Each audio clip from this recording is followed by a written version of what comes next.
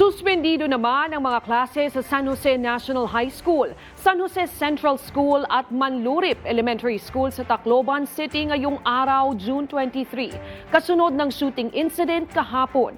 Ayon sa Department of Education, Tacloban City Division, nakadepende pa sa resulta ng assessment at abiso ng mga eksperto kung kailan magbabalik ang klase sa nasabing mga paaralan.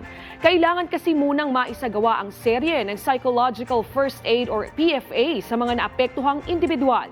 Isasagawa ang PFA sessions mula June 24 hanggang 26 bilang suporta sa mga nagulantang na mag-aaral, guro at school staff. Pag-iisipan naman kung magiging face-to-face o alternative mode of learning ba ang ipatutupad sa pagbabalik ng klase sa mga paaralang ito.